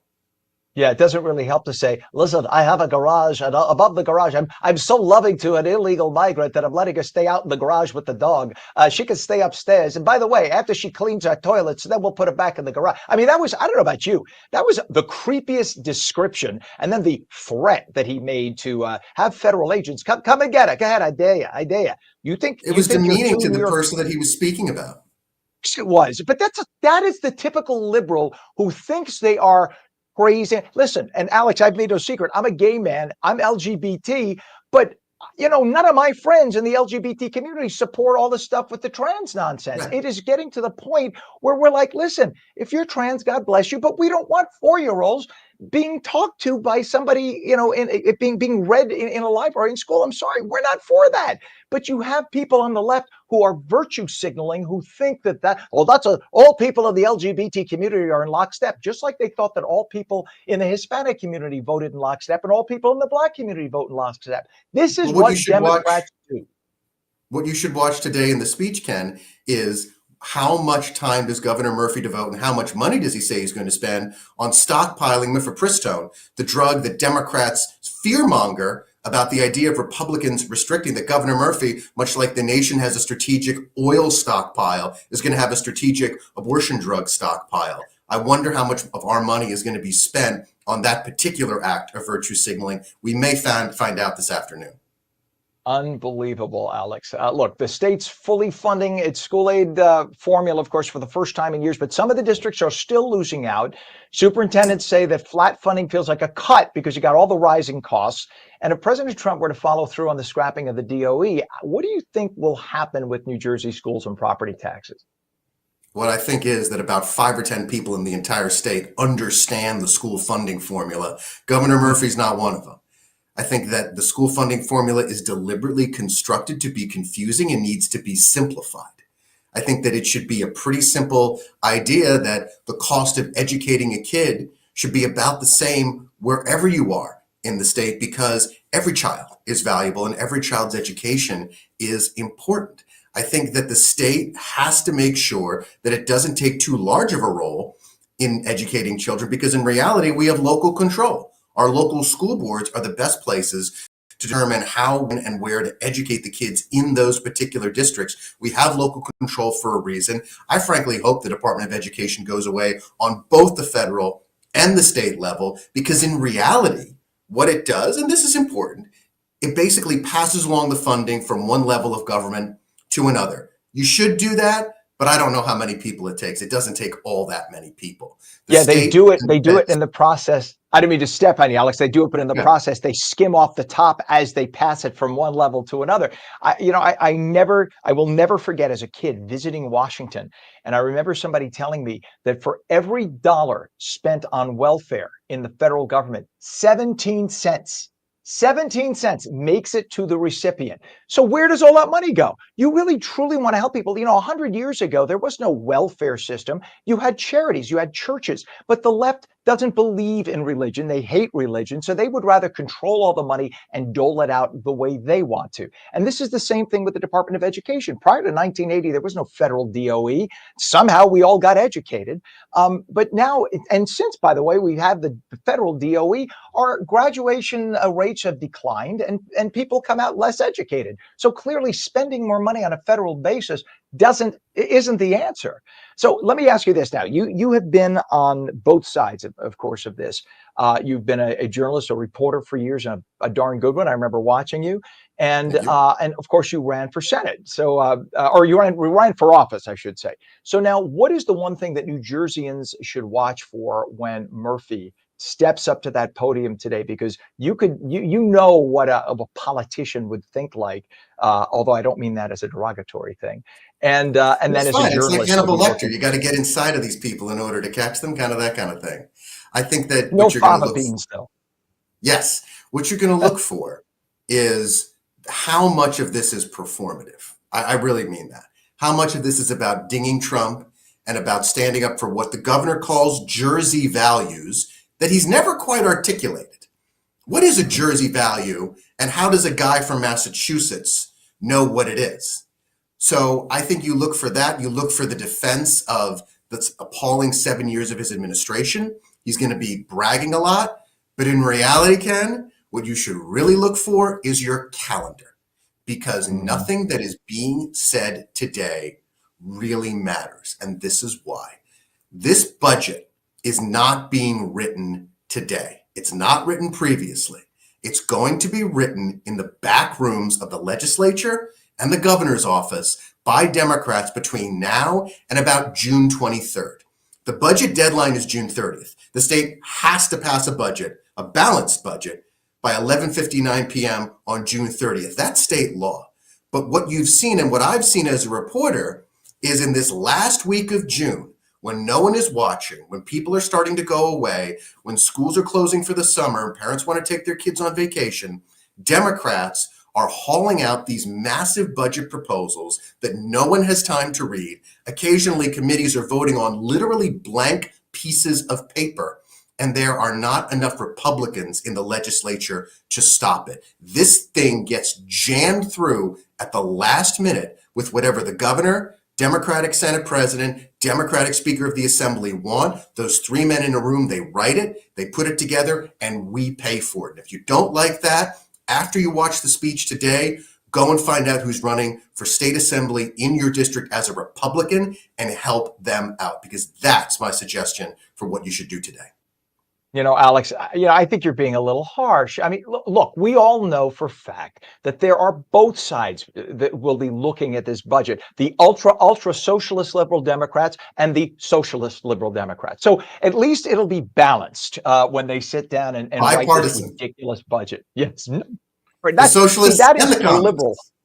Right. That is bipartisan in the mind of a Democrat. When you look at any of the mainstream legacy media, right, when they have 7 liberals on and then the token Republican who's a moderate Republican, and that's considered moderate because in their minds, Republicans don't even deserve a seat at the table. They're all crazy. And so we'll just put one on to be gratuitous and as a token, and we'll let that person sit there and we'll have the 7 attack him for 45 minutes and maybe give him one question to field. That's the mind of a liberal, and that's why they are now out of office federally. Let's hope the same thing can happen in the state. Alex Sedan, former U.S. Senate candidate, longtime TV reporter. Thank you so much for joining us. I'm sorry that this is just the first time I've had you on. I want you on a regular basis. If you can muster the time, please come and join us in the morning. We'd love to have you on. Thanks, Ken. Really appreciate it. You bet. I appreciate you, sir. Have a good day. And a quick programming note, you can watch Governor Murphy's final budget address live today, 3 p.m. right here at On New Jersey at ONNJ.com. We will also have the Republican response immediately following the governor's address. It is now 40 degrees, 8:35. When On New Jersey Mornings returns, we'll take your calls at 888-658-0234. 888-658-0234. And meteorologist Mike Pavetta will be back with the full Garden State forecast. Mostly cloudy, milder today, maybe a little rain later. Highs in the low 50s. We'll take it. On New Jersey Mornings, coming back in 2 minutes.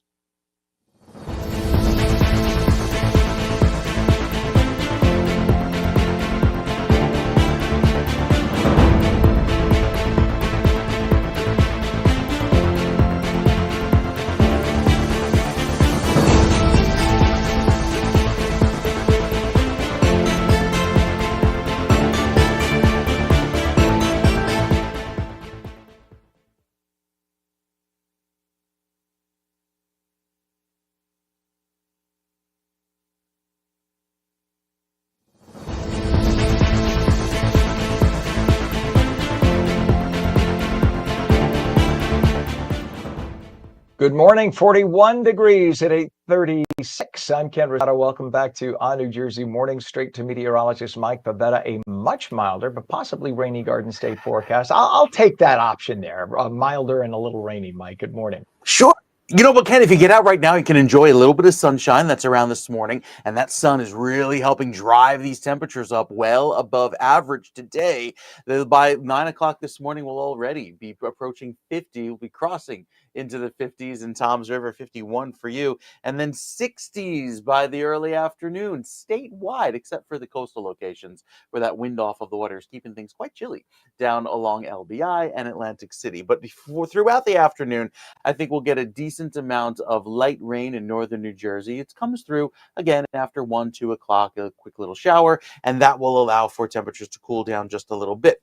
Again, we do it tomorrow with another milder start and a milder finish. The next round of rain that comes in for Thursday is more prolonged throughout the day, but it comes in spurts. It'll be on and off, not completely raining all day, but a few dribs and dribbles, and then the sun comes out. We warm up to 60, and then to get another round of light rain by later on Thursday evening. Already thinking ahead to the weekend because that weekend weather looks good. Stick around, it's coming up in just a bit. Notice all of the clouds across New Jersey now ahead of the rain, which will be arriving later on this afternoon. So we'll see those clouds thicken up through the rest of this morning into the afternoon, as currently air quality looking a little bit better across most of the state, save for the northernmost sections.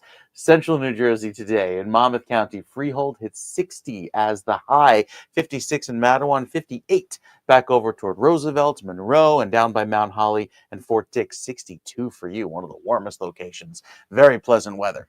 So into Friday and the weekend. We clear out again on Friday, a beautiful day, likely see those 50s return across New Jersey, and then a few areas of light spotty showers and maybe some flurries appear on the map by Saturday morning and going into the early afternoon. It's predominantly northern New Jersey that gets any moisture with that system, but most of the state stays dry, especially 195 in the south, and it stays clear on Sunday as well for all of New Jersey. So a nice sunny but cooler finish to the weekend looking ahead. So that weekend forecast starts off a little bit milder with temperatures holding in the mid 50s, and then we cool it off by Sunday with some more sunshine as 37 returns to start off March. A little bit of a cooler note, but we are on the right track and we warm it back up next weekend.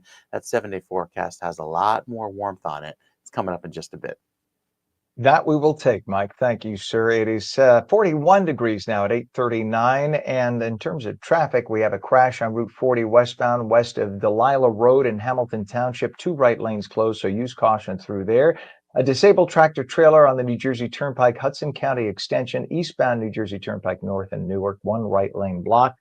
We have emergency construction, a water main break too on Route 202 in both directions south of Corey Avenue in Morristown, with all lanes closed and people being detoured. Still have that problem on I-80 eastbound at exit 34, Route 15 in Wharton. All lanes are closed and people are being detoured. Hopefully that'll be taken care of in the days ahead. 8:39, authorities say a man stabbed a brewery customer over the weekend in Camden County. 27-year-old Taha El-Moghazi of Collingswood was arrested by U.S. Marshals yesterday afternoon. The feds say that he's charged with first-degree attempted murder, aggravated assault with a deadly weapon, and other weapons-related offenses for the attack at the Raccoon Tap Room. The 30-year-old Mount Laurel victim is in critical condition. Not yet known what led up to that stabbing. 8:40 now. The Hoboken Path Station is finally reopened this morning after being closed for nearly a month. The Port Authority said the station was closed for much-needed repairs. Hoboken commuters were forced to find other ways without the Path terminal, including ferries and buses. The very liberal BBC on Friday removed a documentary about the Gaza war from its online streaming service after it had been discovered that the child who was a central figure in the film turns out to be the son of a Hamas deputy minister, a fact that was never disclosed in the movie. The show is called Gaza, How to Survive a War Zone, and is narrated by Abdullah al-Yazuri, a 14-year-old boy. Well, it turns out that boy's dad is Ayman al-Yazuri, deputy minister of agriculture in the brutal terrorist Hamas government. For those who say transgender women are women and the individuals born as biological men don't make a difference on women's sports teams, listen up. A transgender high school basketball player in California did not participate in a girls' playoff game Saturday.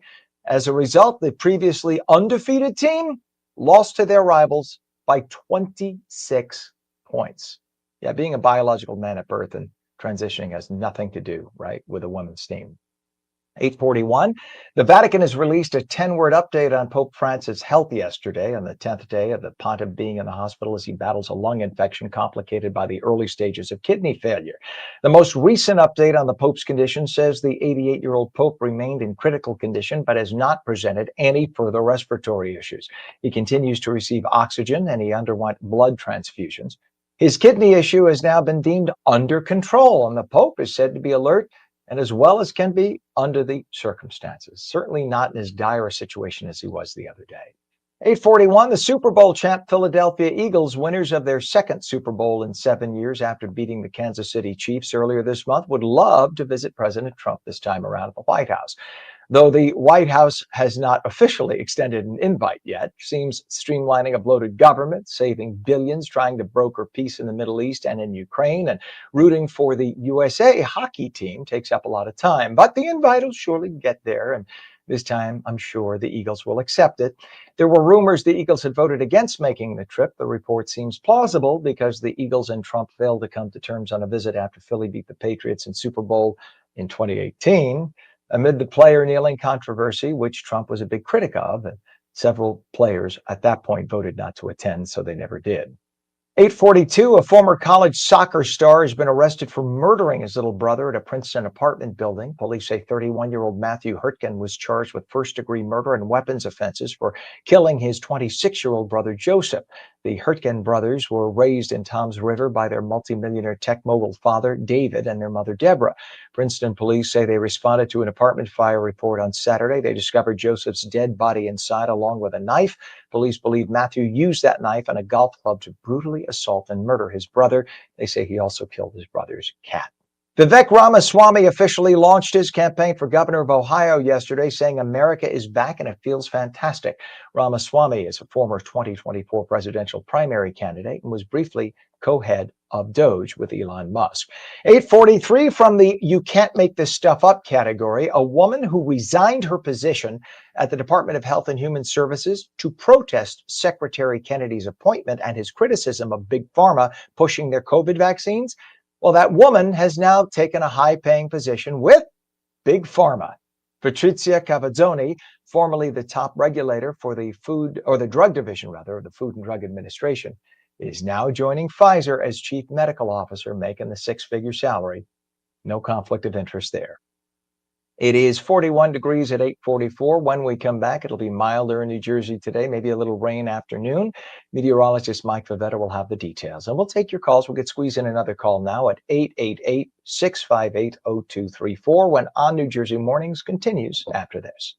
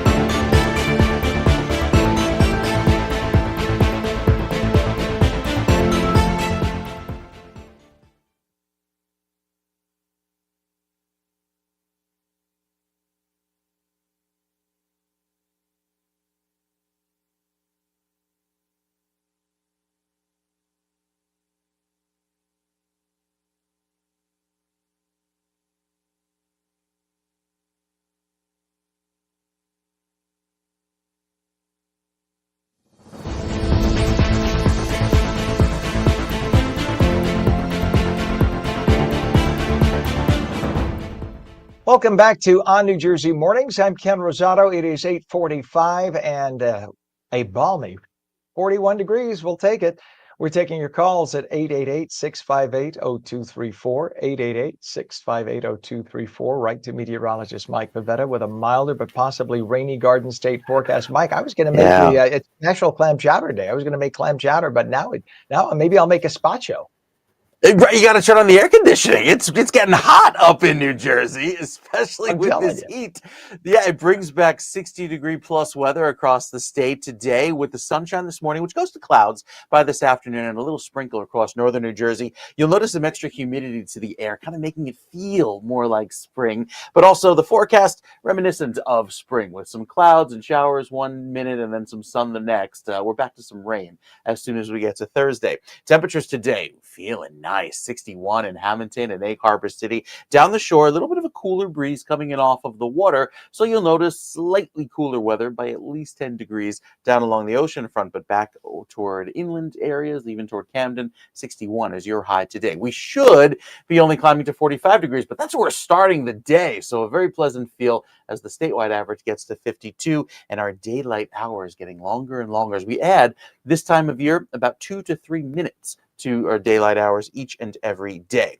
With some clouds breaking up for some sunshine, especially central New Jersey and south, you'll see a lot more sun this morning. But again, these clouds will fill in through the course of the day, giving us more of an overcast appearance to the sky later on. And then today's rain actually working in from the Great Lakes, working across Pennsylvania. By this afternoon, it'll be kind of fueled by this little bit of an upper level jet that helps it ride along just to our north, not really impacting central and southern New Jersey, but predominantly just the northern sections later on today, with the best chance of rain happening north of Route 78. So with the rain chances this afternoon, light, again, primarily for the northern sections of New Jersey, it's Thursday where it's more of a widespread statewide rain event.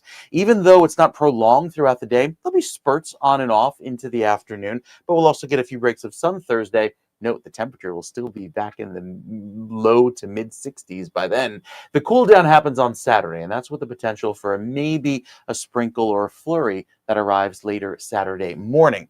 But until that time, any rain that falls is extremely light, like barely registering on the rain gauges, maybe up to a quarter or at most a half an inch. Even the Newark station picking up less than a tenth of an inch by Saturday. So I think we'll see the air quality improve, as it's already dropping throughout this morning, which is good news. Numbers near zero are great. Anything above 50 to 100 is not so great, and that's why the forecast points to a little bit of a poorer air quality there over toward Newark.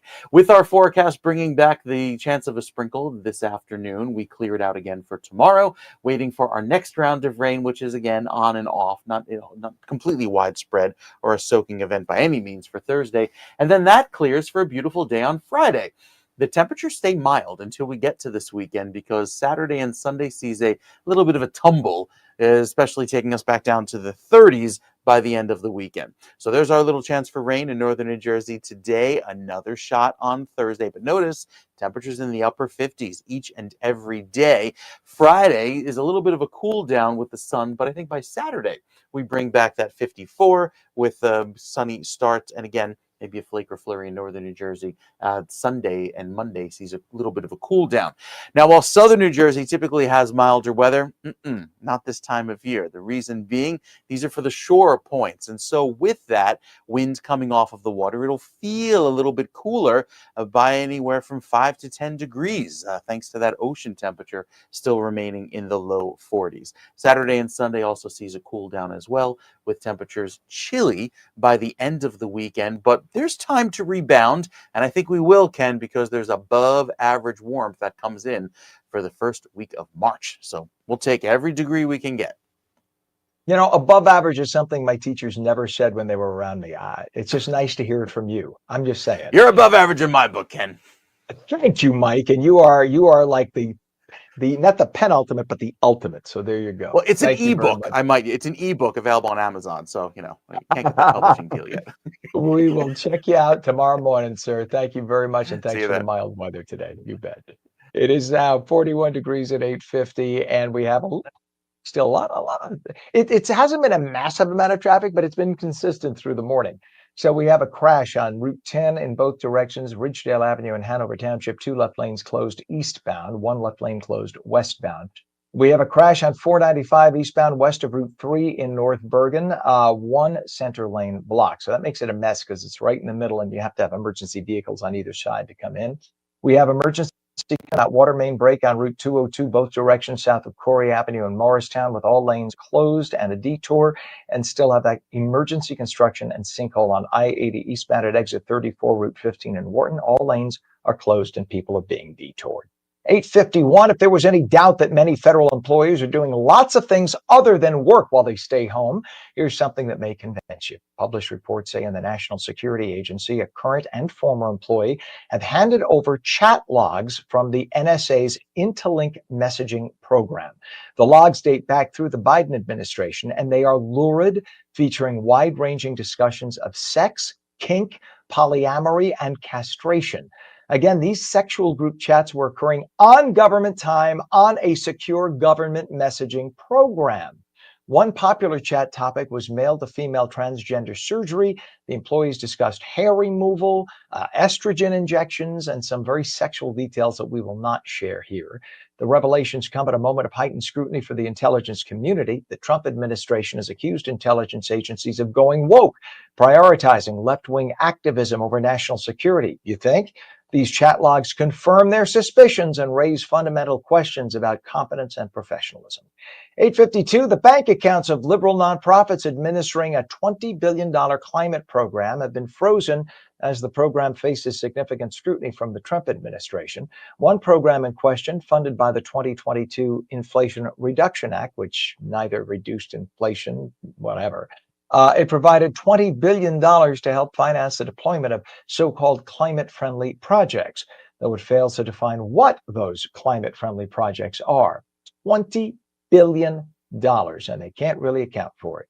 Last year, the Biden administration awarded tens of billions of dollars to 8 leftist institutions put in charge of doling out all that cash to socialist environmental fantasy projects under the guise of stopping climate change. 852, Trump's new EPA administrator, Lee Zeldin, has been critical of that program and has frozen the accounts of at least some of the 8 organizations in recent weeks. So we're hoping to claw back some of that $20 billion. Bad news for the Associated Press. A federal judge yesterday told them they had no case against the White House when President Trump signed executive orders changing the name of the Gulf of Mexico to the Gulf of America. The AP refused to comply, even though literally every other media outlet on online resource such as Google did comply. The AP was told that if they refused to comply, they would be kicked out of the White House press room and would not be allowed on board Air Force One. Those are both privileges. They're not guaranteed. Only select members of the press get those privileges. So the AP sued and they lost. The White House says they can get back those privileges, though. All they have to do is call the body of water that is now legally called the Gulf of America, the Gulf of America, and they will be invited back. But they're stubborn. No word yet on their decision. For now, they are out of the White House and off of Air Force One. And by the way, their fellow members of the media have not said one word in their defense. 854, a federal judge in Maryland yesterday partly granted a request from certain religious groups to limit the Department of Homeland Security's authority to conduct immigration enforcement in houses of worship. The liberal Obama-appointed judge did not grant a nationwide injunction, though, just one within his jurisdiction. The Trump administration is appealing the decision. Political publication The Hill is reporting that Democrats are anxious to rebuild their party on the heels of President Trump's victory in November, but they have a major problem. The money is not there. The report says Democrat donors say they are still angry about the election results and uninspired by anything their side has put forward since then. Since the election, Democrats have seen tens of thousands of voters leave the party, while Republicans have seen literally hundreds of thousands of voters join up. Current numbers show registered Republicans now lead registered Democrats for the first time in years.